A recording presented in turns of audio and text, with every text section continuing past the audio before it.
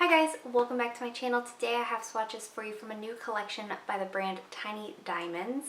So this is a new-ish brand to me. They had one polish that I'd swatched before with something called the Lacquer Collab, but other than that, this is a completely new brand to me. This is my first collection from them. So this collection releases January 17th. In the description box below, I will link the Tiny Diamond site, I will link their Instagram page, and I will link my Instagram page where you can see more swatches of everything from this collection. So there are 7 polishes to look at today, and let's go ahead and get started. So first we have Firestorm, and this is a burnt orangey kind of copperish base, and then it has a gold to red shifting shimmer. So here is our first coat of Firestorm. So this is pretty sheer here on this first coat. It does have a really good, really smooth, easy to work with formula though. I know, so every time I post a video that has a bunch of polishes that need 3 coats, I get a couple comments about people not wanting to do 3 coats, and I did just want to go ahead and touch on this real fast because 6 out of the 7 polishes in this collection need 3 coats.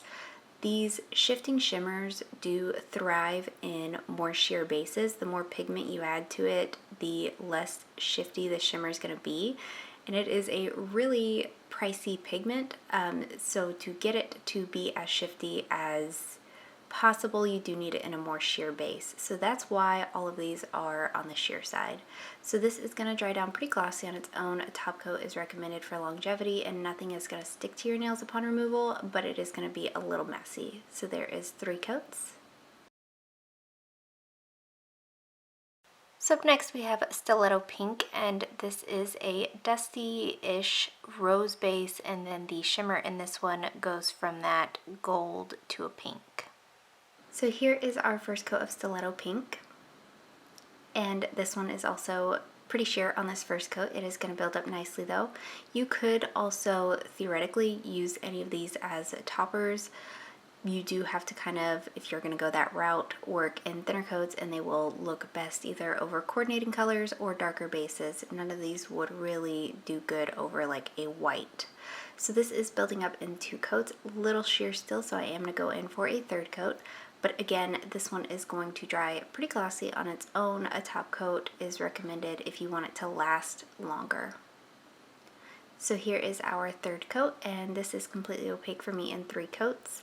Again, nothing in here is going to dry textured, nothing in here is going to stick to your nails when you're trying to remove it, but you're going to be able to tell throughout this video that I am going to have little shards of shimmer all over my hands because it is a little messy. So there's 3 coats. So up next we have Briar Rose, and this is a nudie pink kind of frosty base, and then the shimmer in this one goes from a gold to green. So here's our first coat of Briar Rose. So again, a little sheer here on this first coat. It is going to build up nicely though. The shimmer that's in here stands out really, really well considering how light the base is, and it's only going to get stronger as you build it up. So here is our 2nd coat, and this is building up really well in 2 coats. I am going to go ahead and go in for a 3rd. This is one that you do have to be a little cautious about brush strokes with.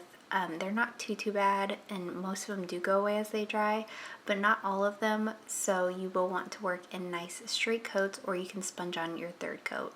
So this is completely opaque in 3 coats for me. Again, this one's going to dry pretty glossy on its own. You will want a top coat though. I always recommend using a top coat, but nothing in here is going to dry textured, nothing in here is going to stick to your nails, just a little bit messy. So there is 3 coats.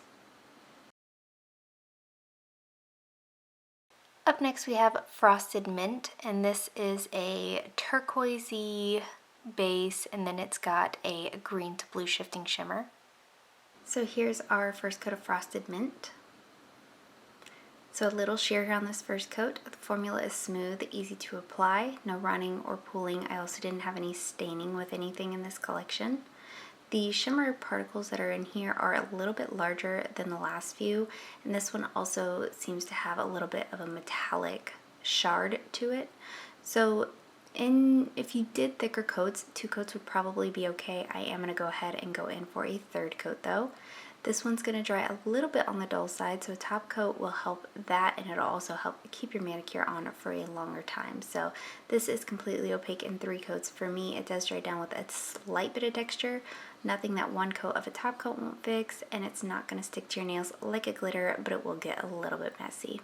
So there's 3 coats.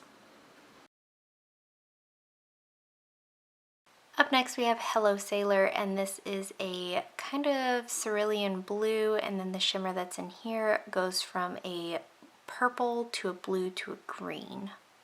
So here's our first coat of Hello Sailor. Again, a little sheer here on this first coat. It is going to build up really well in 3 though. Formula on this is the same as the rest of them. Good, smooth, easy to apply, no complaints on the formulas across the board. So here is our second coat, and this is building up in 2 coats. The shimmer that's in here does go back to that more finely milled shimmer that we saw in the first few polishes. The shimmer that's in here also stands out really, really nicely, and it is very shifty on the nail. So here is our third coat, and this does cover completely in 3 coats for me. This one does dry decently glossy on its own. Again, that top coat is just for longevity purposes.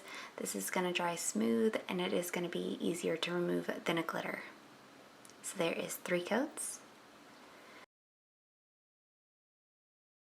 Up next we have Violet Fantasy, and this is a grapey purple, and the shimmer in here doesn't seem like one that shifts to me, but it is like a purpley blue kind of shimmer.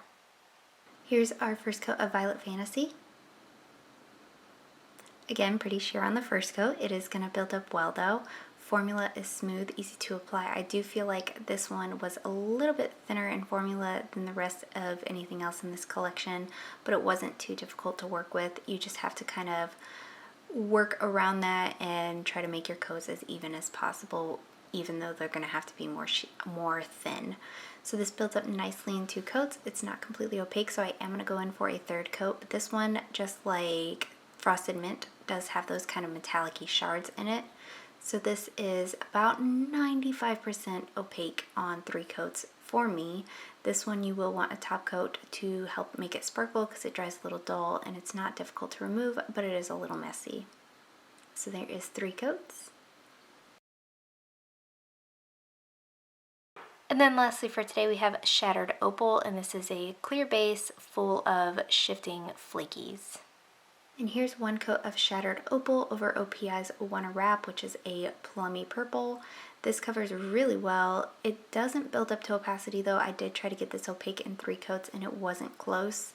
This one looks good, both glossy and matte. It's gonna dry pretty glossy though, and it is not difficult to remove whatsoever. So there is 1 coat.